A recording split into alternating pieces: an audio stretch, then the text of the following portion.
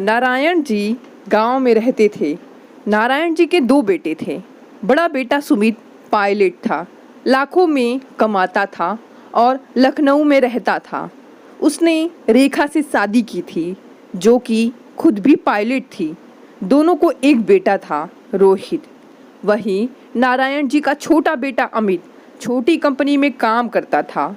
तनख्वाह ज़्यादा नहीं मिलती थी, मगर अमित बहुत ही मेहनती और आदर्शवादी था। वो पटना में रहता था। अमित की पत्नी नेहा घरेलू थी। वहीं दोनों को एक बेटी मैना थी। नारायण जी और धर्मपत्नी आभा आज सुबह ही बड़े बेटे के यहाँ से लौटे थे और बहुत निराश बैठे हुए थे। आभा जी उनके समीप बैठी उन्हें समझाने का प्रयास कर रही थी। वो उनकी तकलीफ अच्छे से समझ रही थी कि बात इतनी भी छोटी नहीं जो भूली जा सकती थी। कब तक चिंता में डूबे रहोगे सुमित के पापा? चलो अब कुछ खा पी लो। हमारी किस्मत का अब यही सच है, आशा जी बोली। आशा, मैंने कभी सपने में भी नहीं सोचा था जिस बेटे की इच्छा पूरी करने के लिए मैंने अपनी ज़िंदगी की पूरी कमाई लगा दी, वो आज मुझसे ऐसी बात करेगा। मैंने न सर्दी देखी न बारिश धूप, दिन रात पसीना बहाकर खेतों में काम किया ताकि उसके पायलट बनने के सपने को पूरा कर सकूं। उसने शादी भी हमसे बिना बताए की थी। इसकी उम्मीद हमने भी नहीं की थी। उसके सपनों के चक्कर में कभी भी ठीक से मैंने अमित पर ध्यान न दे सका, और देता भी कैसे? उतना पैसा नहीं था उसे भी पायलट बना सकता। अमित ने कभी भी मुझसे कोई फरमाइश नहीं की। आज अगर उसको घर लेने में मैंने थोड़ी सी मदद कर भी दी तो क्या गुनाह कर दिया? कहते कहते सिसक उठे नारायण जी। मैंने सुमित को बहुत समझाया कि तेरी 2 महीने की कमाई अमित के साल भर के कमाई के बराबर है। बेचारे के पास खुद का घर नहीं है। अगर लोन लेकर घर खरीदता है तो क्या बचाता और क्या परिवार को संभाल पाता? मैंने जो थोड़ा बहुत जमा किया अमित को घर खरीदने के लिए दे दिया। वो तो बेचारा लेने को तैयार ही नहीं था। मैंने ही अपनी कसम देकर उसे मजबूर कर दिया था। मैंने तो यह बात सुमित को यह सोचकर बताई कि बड़ा भाई है, छोटे के घर की खुशी से खुश होगा, पर वो तो खुश होने की जगह नाराज हो गया। कहने लगा कि अमित को पैसे दिए हैं तो उसे भी चाहिए। मैंने कहा, अब तक खेती में जितना कमाया तुझे में लगाकर तुझे पायलट बना दिया, यह कम है क्या? तुझे तो खुश होना चाहिए। तुम्हारे छोटे भाई का भी घर हो गया। इस बात पर बड़ा बेटा और बहू कहते हैं, बुढ़ापे में खेती का करोगे क्या? खेत खलिहान बेच दो और हमें ज़्यादा पैसा दो, क्योंकि अमित को आप पहले दे चुके हो। अगर नहीं दे सकते तो अब कभी भी हमारे पास नहीं आना। उन दोनों ने तो आसानी से कह दिया कि खेत बेच दो। अब कैसे सुमित को समझाऊं? यह सिर्फ खेत नहीं, जान है मेरी। इसी के कारण सुमित आज पायलट बन पाया है। और अमित को क्या दिया सिवाय परवरिश के? अमित बेचारा सिर्फ ग्रेजुएशन करके और कड़ी मेहनत से आज कंपनी में लग गया। उसने तो कभी नहीं कहा कि पिताजी मुझे भी दीजिए पैसे जितने आपने भैया को पायलट बनाने में लगा दिए। तभी फ़ोन की घंटी बजने लगी। यह लो आभा, अमित का फ़ोन भी आ गया। तुम उसको कुछ ना बताना, बेचारा दुखी हो जाएगा। जी ठीक है, कहते हुए आभा जी छोटे बेटे से बातें करने लगी। मम्मी, मैंने पूजा अगले हफ्ते को ही रखी है। मैंने टिकट भेज दिए हैं आप लोगों को। जल्दी से आ जाओ तो सब आपके और पिताजी के रीति रिवाजों से हो जाएगा। मम्मी, पिताजी को फ़ोन दीजिए। हाँ बेटा, यह लो फ़ोन जी। अमित ने नारायण जी से बात की, मगर आज उसे आवाज़ बुझी बुझी सी लगी। ठीक है बेटा, हम आ जाएंगे। और नारायण जी ने फ़ोन काट दिया। अमित ने झट से फ़ोन बड़े भाई को लगा दी ताकि वो भाई भाभी को भी आमंत्रित कर सके। किंतु बात करने के बाद उसे सारी बात पता चल गई। सुमित सारी सच्चाई बयां कर दी। अमित को अपने कानों पर विश्वास नहीं हो रहा था। उसका बड़ा भाई ऐसा व्यवहार करेगा। वो चुपचाप उठकर नेहा के पास चला गया। उसे सारा किस्सा कह सुनाता है। क्या बात कर रहे हो आप? बड़े भैया के पास इतना पैसा है और दिल इतना छोटा। यह क्या बात हो गई कि खेत बेच दो? बेचारे पिताजी। सुनो, एक बात बोलूं?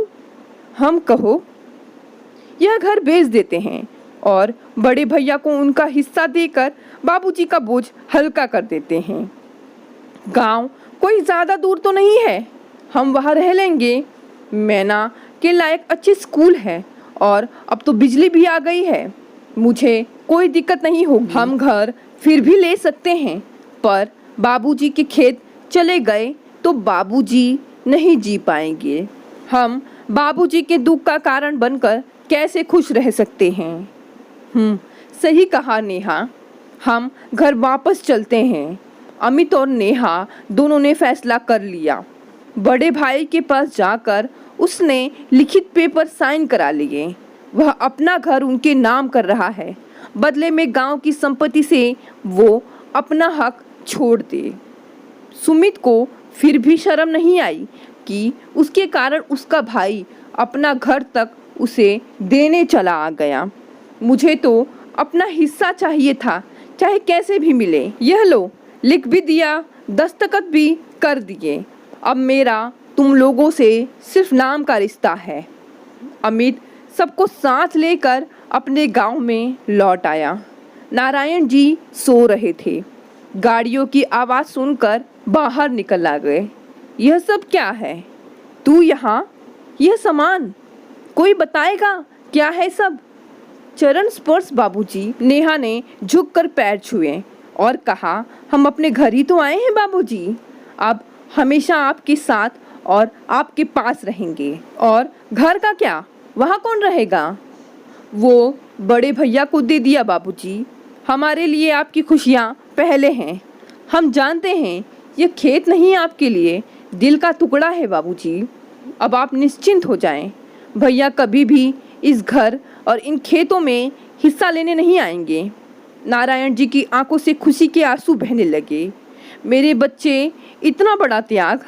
आभा जी कहने लगी, मैं हमेशा से ही जानती थी अमित में आपके गुण भरे हैं। वो किसी को भी दुखी नहीं देख सकता। साथ ही नारायण जी की खुशियाँ लौट आई थी। धीरे धीरे सब अपनी ज़िंदगी से सेट होने लगे। अमित ट्रेन से ऑफिस जाने लगा। नेहा गांव के स्कूल में टीचर की नौकरी करने लगी और मैना भी उसी स्कूल में पढ़ने लगी। एक दिन नारायण जी शहर जाकर बाइक खरीद लाए और चुपचाप घर के सामने खड़ी कर दी और हॉर्न बजाने लगे। बाबूजी, यह बाइक? अमित हॉर्न की आवाज़ सुनकर दौड़ कर आया। हाँ, अब तुम इसी से ऑफिस जाया करो। पर इसके लिए आपके पास पैसे कहाँ से आए बाबूजी? मेरा काम सही तो चल रहा था, फिर क्या ज़रूरत थी? अमित ने कहा, पैसे की तुम चिंता मत करो। जो हमारा है वो सब अब तुम्हारा ही है। अब चाहे वो किसी भी रूप में हो, हमारे लिए तो बच्चों का साथ ही बहुत है। चिंता मत करो। न कर्ज लिया है न कुछ बेचा है। बुढ़ापे के लिए बैंक में एफडी कर रखी थी कि बच्चों ने साथ छोड़ दिया तो इसके सहारे जीवन काट लेंगे। वो एफडी पक गई थी तो सोचा तेरे लिए एक गाड़ी खरीद लूँ तो तुम्हें ट्रेन में धक्के नहीं खाना पड़ेगा। धीरे धीरे वक्त बीतते गया। मैना अब बड़ी हो चुकी है और कॉलेज में पढ़ रही है। नेहा नौकरी छोड़कर घर पर ही गांव के बच्चों को ट्यूशन देने लगी। नारायण जी ने अपने छोटे घर को बढ़ाकर 4 मंजिला बनवा लिया था और खेत 2 गुना बढ़ गया था। अब अमित कंपनी में अच्छी पोस्ट पर आ गया था। इधर सुमित पिता के दिए संस्कार भूलकर बहुत पैसे कमा लिए थे, किंतु बेटा कुसंगति में आकर बिल्कुल बिगड़ चुका था। रेखा, रोहित कहाँ है?